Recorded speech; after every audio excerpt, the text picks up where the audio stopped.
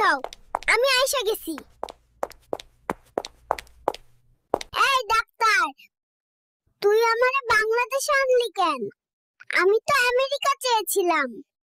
আমার বাপ মা অনেক গরিব, আর খালি চাঁদাবাজি হয় এই দেশে দাদা। এই রুমে লুকাইছস? বাহির না হলে দরজা ভাঙমু। আমার সাথে প্যাচে গেলে কিন্তু ভীষণ মার খাইবা।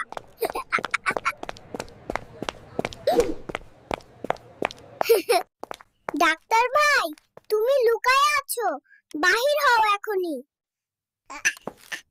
আরে ভাই, এই দেশে আমি থাকুম না।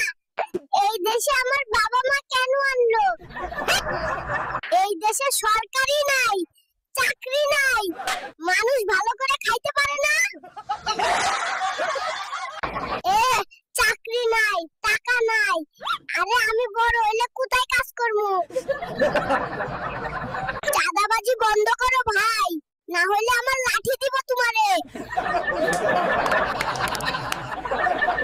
পড়ালেখা করার আগেই আমি রাজনীতি শিখে ফেললাম। ডাক্তার, তুমি তো দেশ ভালো করার কথা, তুইও পালায়ে বেড়াস কেন? আমি থাকুম না এই গরিব দেশে, আমারে আমেরিকা পাঠাও। টাকা ছাড়া কিছুই হয় না এই দেশে, এমনকি ললিপপও পাই না।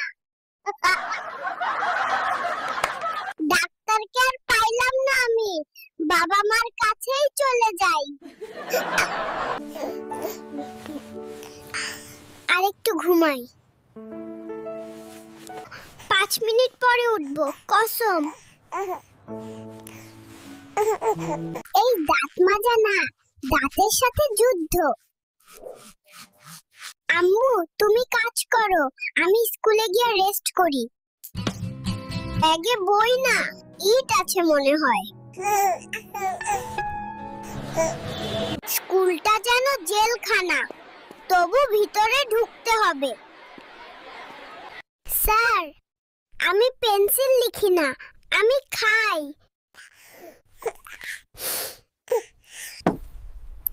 স্যার, খাতা আমারে ভয় পাইছে, তাই হোমওয়ার্ক হয়নি। এক স্বৈরাচার যাইতে না যাইতেই আবার শুরু হয়ে গেছে। এই দেশটারে তোরা শেষ করে ফেলতেছস, আমারে কিন্তু রাগাইস না। আপনি কি চান আমি আপনার বাবা মায়ের জামাই হই? প্রথমে আমার বাবা মাকে জিজ্ঞেস করেন, না ওরা হয়তো রিজেক্ট করবে।